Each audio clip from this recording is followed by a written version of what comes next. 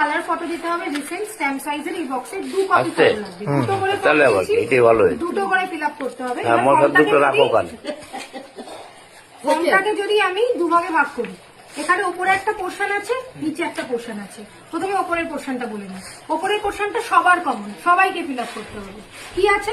জন্ম তারিখ, আধার নম্বর, বর্তমানে যে আধার নম্বর আছে, মোবাইল নম্বর, প্রত্যেক এখানে যেমন ওর নাম মিতালি, মিতালির বাবার নাম, পিতার নাম আছে, যেই হোক না কেন, তার বিয়ে হয়ে যাক, তার বয়স হয়ে যাক, তার পিতার নামই এখানে লিখবে। তারপরে পিতার এপিক নম্বর, পিতার এপিক নম্বর 2025-এর যদি থেকে থাকে সেটা লিখবে, যার নেই সে লিখবে না। তারপর মায়ের নাম, মায়ের এপিক নাম্বার মানে ভোটার কার্ডের নাম্বার, থাকলে লিখবে, না থাকলে লিখবে না। এরপরে স্বামী বা স্ত্রী যদি থেকে থাকে তার নাম আর তার ভোটার আইডি কার্ডের নাম্বার। হয়ে গেল 2025-এর অংশটা। এবার যে নিচের পোর্শনটা রয়েছে, এটা হচ্ছে গিয়ে যাদের 2002-এর ভোটার রোলের নাম আছে তারা এই দিকটা ফিল আপ করবে। আর যাদের 2002-এর রোলে নাম নেই, যেমন যাদের বয়স একটু কম, তাদের এখানে থাকবে না। 2002-এর রোলে তাদের নাম নেই, তাদের মা অথবা বাবার নাম আছে, বা ঠাকুর দাদা ঠাকুমার নাম আছে, তারা এদিকটা ফিল আপ করবে।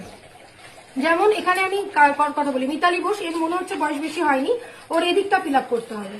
তো এদিকেও কি ফিল আপ করবে? ওর বাবা কিংবা মা কারোর একটা নাম 2002-এর রোলে আছে, সেই 2002-এর রোলে যেখানে ওর বাবা কিংবা মায়ের নাম আছে সেইটা জেরক্স লাগবে।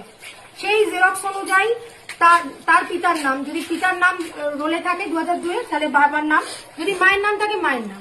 পিতার নাম করলে সব থেকে ভালো, যেহেতু এখানে পিতার নামই হয়তো এপিক নাম্বারটা হয়েছে, তো এপিকটা হয়েছে, তো এখানে পিতার নাম, পিতার এপিক নাম্বার, এখানে আত্মীয়র নাম। আত্মীয়র নাম বলতে বলছে যে বাবার যে আত্মীয় আছে, বাবার যখন ভোটার লিস্টে যখন কাগজটা বার করবো, 2002-এর রোলটা কারোর কাছে আছে? হ্যাঁ,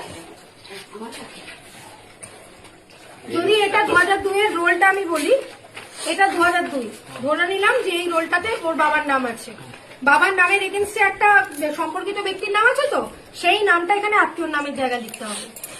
তার সঙ্গে যে সম্পর্ক এখানে লেখা আছে, তার স্বামী হলে স্বামী, পিতা হলে পিতা, বা মা হলে মা, সেটা এখানে সম্পর্কের জায়গায় লিখতে হবে। না, ভাই হলে হবে না। বাবা, মা, ঠাকুরদা, ঠাকুরমা।